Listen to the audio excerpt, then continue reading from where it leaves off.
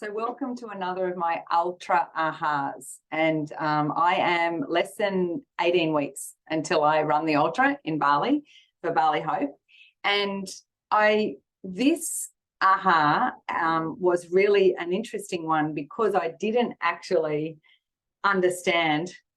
I think the thing is I now fully understand what it is I've committed to with doing this ultra. And it's not about the running. And I know that I may have said that in the past, or you may have thought, oh, that's interesting, Bella, because it's going to be a lot of running at 84K. But what I've recognized is that this whole process I've chosen to put myself through in order to raise money to take lives for children in Bali, one of the biggest thing is that I have basically taken on a process of adaptation. And what I mean by that is, last week, I ran my first 2-hour run. The last time that I ran around 2 hours, even more, was back in 2004 when I ran the Gold Coast Half Marathon. And I think I completed that in about 2.5 hours. So that was about 21K. So what's interesting is that almost 20 years later, I'm doing this process. And yes, there's running involved. But the running that I'm choosing to do every week is literally the process of adapting my body to being able to run a little bit further, a little bit further, a little bit further. And that wouldn't be a big surprise for you. What was the big aha for me is the value of the recovery to help with the adaptation. And that is why I've got this little friendly massage gun here to explain a little bit more about. If you haven't got one, you do not have to be running an ultra to do this, to use this. You need something like, I think every human, and particularly a midlife human, needs something like this in their life. Because, you know, we all have got legacies of old injuries, as well as postural changes, as well as biochemical and physical changes that are going on with midlife. And these are incredible. More onto it in a minute. But the interesting thing is that these different levels of adaptation that I'm going through are not just about strengthening my body. They are also about adapting my body, obviously, to the next level of load. But it's also adapting my cardiovascular. It's also adapting my mind. And I think this is probably the biggest aha I will have in the process, because now I literally have got my head around the fact that when I go from 2 to 2.25 hours next week, and then I'll keep building up, and I think I'll run as far as, I think it's 5 or 6 hour run, that I'll get one of those under my belt before I go to Bali. Each time I am adapting to the next level and the next level, my mind has needed to adapt. And that's what I really noticed was the biggest change after my 2-hour run last week, was because I've got literally my mind around the adaptation. I am now seeing each run, each big run, for what it really is. And it's, how am I able to complete that next level of load, but then how am I able to recover? I mean, how quickly can I recover from that before I then go and do the next one in the following week? And a prime example of this is that I finished that run on the Saturday. I spent the Saturday afternoon, I'm not going to lie, I did have a few jobs lined up to do. And gratefully, my husband, well, I say he is excited when I actually said, no, I'm just going to lie on the bed here and read a book for a couple of hours, because normally those jobs involve him getting a list. I think you can all relate with that. So I spent the Saturday afternoon after that run. I had magnesium cream on my feet. I had put on my compression stockings to be able to help with the arterial flow back up to my heart. I rested my legs up so that actually helped getting it back up to my heart. I refueled with protein. I refueled with a lot of hydration and other electrolytes. And then, gratefully, I got a massage gun from my sister-in-law, because I wasn't actually sure. I pulled up on the 2-hour run with some heel pain that was starting to be a concern.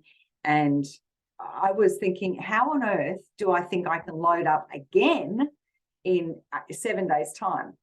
Now, it wasn't this one because I went and bought it on the Sunday, but this tool was the absolute shift mentally for me as a support tool to get me to the next level, next level, next level. So these massage guns, I'm sure there'll be some of you watching this and going, yeah, Bella, I've had one for ages. This is new to me. So if this is new to you, I'm going to encourage you to go out and get one. And so what it literally does, it has replaced for me personally that requirement to go and see a masseuse.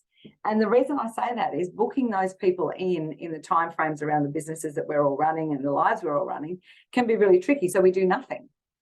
And so literally by being able to use this massage gun and I'll just put it on. Obviously, you'll see it's a percussion instrument.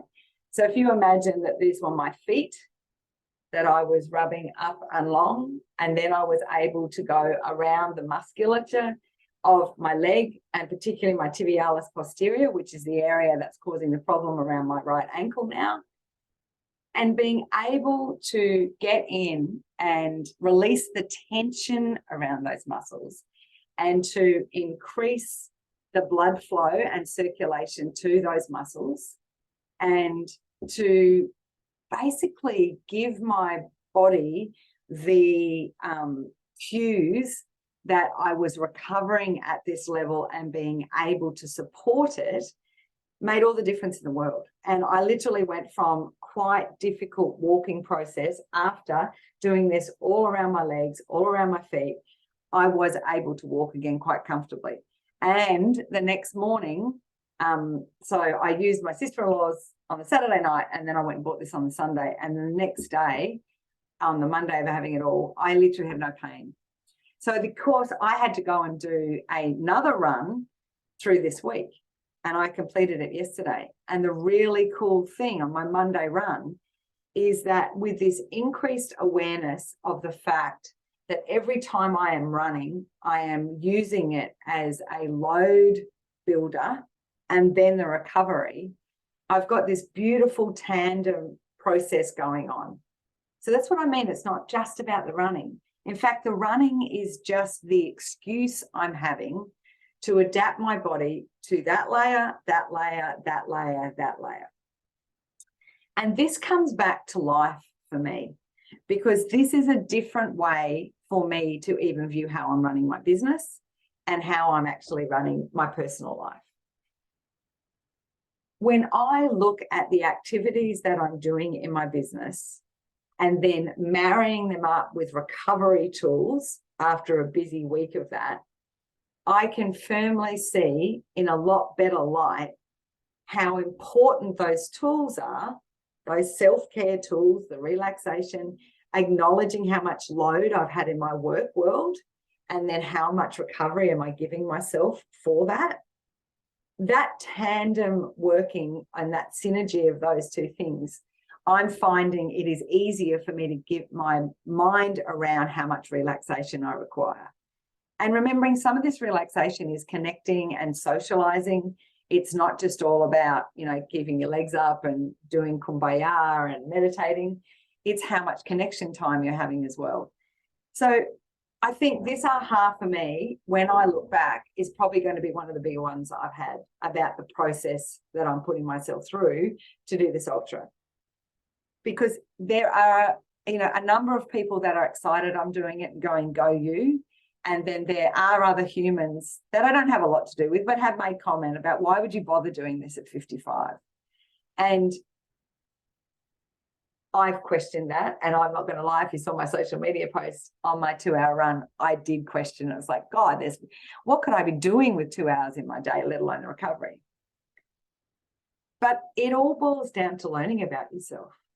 And one of the big parts of my personality that I've started to really embrace is that I am someone who absolutely is curious about what I'm capable of, what I'm not capable of, what I want to do, what I don't want to do, and how this all marries in my midlife. Because we know that our life expectancy is so much better than our previous generations. But I refuse to have my midlife, which is this beautiful stepping stone into my later years, I refuse to look at those latter years and accept that I am going to be quite diminished in what I'll do. So if I want to do that, I've got to do adaptation processes like I'm choosing to do. Does it have to be as big as an ultra? No. But it has to have some form of adaptation, and it has to have a form of recovery attached to the adaptation. And when I marry that in with my working world, then that form of adaptation and that form of recovery will also allow me to do more or for a longer period of time in the work that I want to do. And for some of you, that may not be a paid working world. That may be actually in contributing to society and volunteering. So what questions do I ask you to ask yourself right now? Number one, have you got one of these? And if you don't, why not? If you're coming back from a big day of just being on your laptop and the stresses are just in your normal working world, you will have postural muscles around here particularly that unless you consciously relax them, they will be up like this all the time. And that impedes our performance. Number two question is, how do you view your recovery in your personal world? Do you look at your downtime on a weekend and actually schedule some in? Until recently, I didn't. I would have just had the incidental. Well, if you are working at a high level, and I mean that as in high performance output in your working world, what are your recovery practices? Because they need to be there. And all of this is about helping our nervous system to recover. So two big questions. As usual, keen to hear your feedback. Let me know what you think. And thanks for watching. Looking forward to the next one.